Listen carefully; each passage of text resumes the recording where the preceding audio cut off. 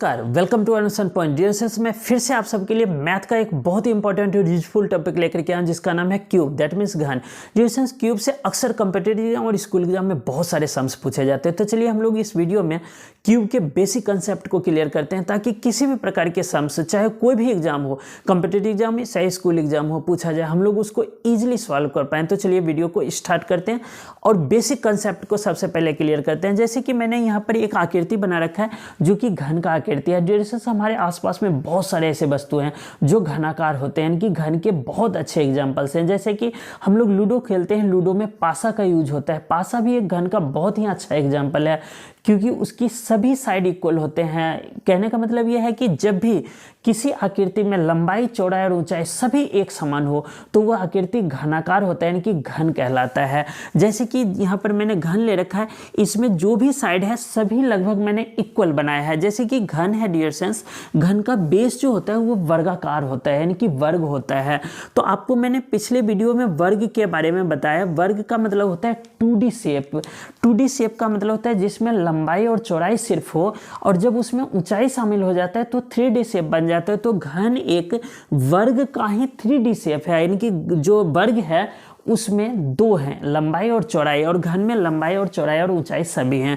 तो हम लोग वर्ग से ही क्लियर करेंगे घन के फॉर्मूलाज को, और मैंने दो एग्जांपल्स भी ले रखा है और इन फॉर्मूलाज को हम उस एग्जाम्पल पे सेट करेंगे, इम्प्लीमेंट करेंगे और आपको सही से समझाएंगे कि किस तरह से घन के बेसिक कंसेप्ट को क्लियर करें। तो चलिए स्टार्ट करते हैं। जैसे कि ये वर्ग है डियर स्टूडेंट्स, वर्ग में सभी साइड इक्वल होता है तो इसीलिए हम लोग इसको वर्ग कहते हैं, और जब सभी साइड इक्वल होता है ऊंचाई समेत तो उसको हम लोग घन कहते हैं। तो इसमें भी सभी साइड ए है। जैसे वर्ग का एरिया अगर हम निकालते हैं डियर स्टूडेंट्स तो लंबाई गुना चौड़ाई के बराबर ही फॉर्मूला होता है। तो a इंटू ए करते हैं, that means A square formula बनता है, यानी कि भुजा का स्क्वायर। हिंदी में ए को भुजा कहते हैं या हम साइड को भुजा कहते हैं, तो भुजा स्क्वायर होता है। लेकिन जब इसका हम वॉल्यूम निकालेंगे डियर स्टूडेंट्स, जब 3D आकृति होता है उसमें वॉल्यूम निकलता है। तो वॉल्यूम जब हम निकालेंगे इसका, तो देखिए ये लंबाई गुना चौड़ाई है, इसमें एक बार और a से मल्टीप्लाई कर देंगे तो a क्यूब बन जाएगा, यानी कि भुजा क्यूब। तो ये घन का आयतन बन गया। चलिए हम लोग अब इसके एरिया को क्लियर करते हैं डियर स्टूडेंट्स। जैसे कि आप लोगों को पता है कि घन जो है वो 6 सतह से बना हुआ है, 2 इस तरह से, 2 इस तरह से और एक टॉप और बॉटम, तो दोनों सभी मिला के 6 साइड्स होते हैं। लेकिन जब ये हमें 4 दीवारी का क्षेत्रफल यानी कि 4 साइड का, कहने का मतलब कि लेटरल सरफेस एरिया पूछा जाए, लेटरल सरफेस एरिया यानी कि वक्र पृष्ठ क्षेत्रफल, तो हम सिर्फ 4 साइड का लेते हैं, 2 इस तरफ से और 2 इस तरफ से। तो इन 4 साइड का पूछा जाए तो देखिए एक साइड का स्क्वायर जो होता है, एक साइड का एरिया होता है वो होता है ए स्क्वायर। अगर 4 साइड का पूछा जा रहा है तो 4 स्क्वायर। आई होप कि समझ में आ रहा होगा। चलिए हम इसके टोटल सरफेस एरिया को समझते हैं। टोटल सरफेस एरिया का मतलब है डियर स्टूडेंट्स कि 2 साइड इस तरफ से, 2 साइड इस तरफ से और टॉप और बॉटम सभी जोड़ लेते हैं तो टोटल सरफेस एरिया बनता है। टोटल का मतलब 6 सतह आ जाते हैं और एक सतह का स्क्वायर ए स्क्वायर होता है एरिया, तो 6 का हो जाएगा 6a स्क्वायर।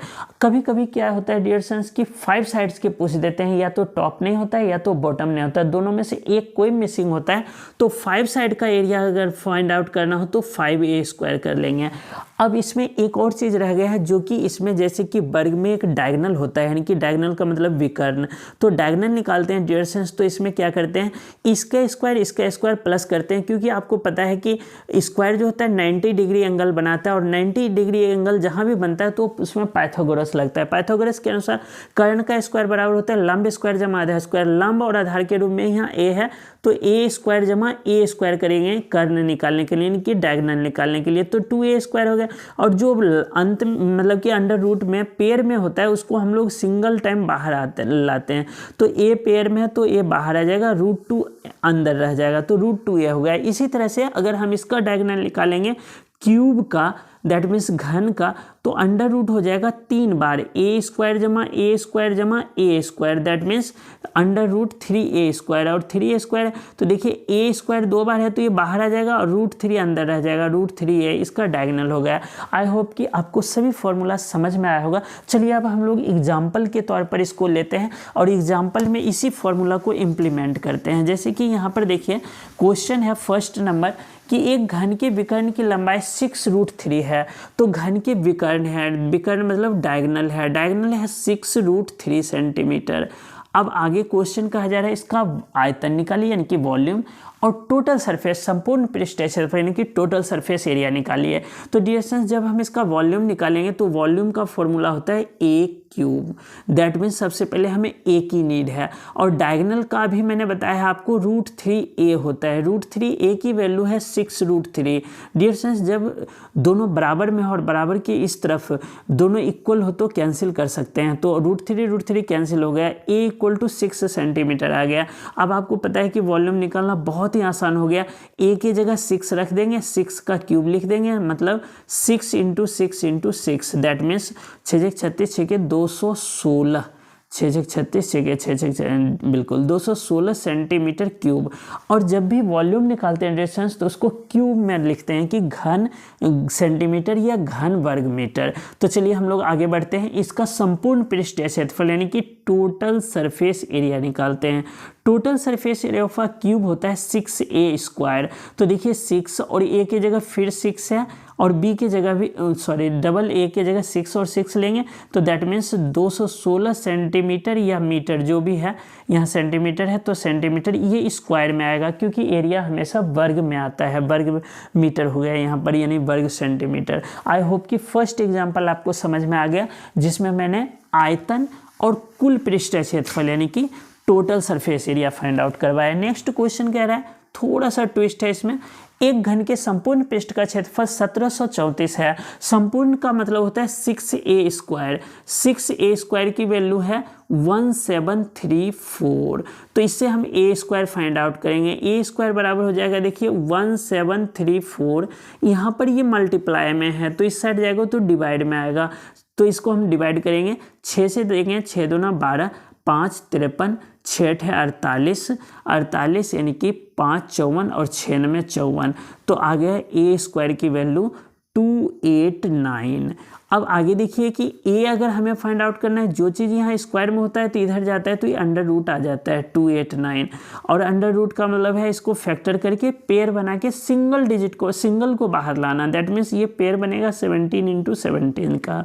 तो जब हम इसका पेयर बनाएंगे तो 17 बाहर आएगा, और अगर ये सेंटीमीटर में है तो सेंटीमीटर हो जाएगा, ये सेंटीमीटर में आ गया। अब इसके आगे कहा जा रहा है कि इसका वॉल्यूम निकालिए। तो वॉल्यूम का फॉर्मूला होता है डियर स्टूडेंट्स A³। अब A की जगह हमारा 17 आया तो 17 × 17 × 17 3 बार लिखेंगे।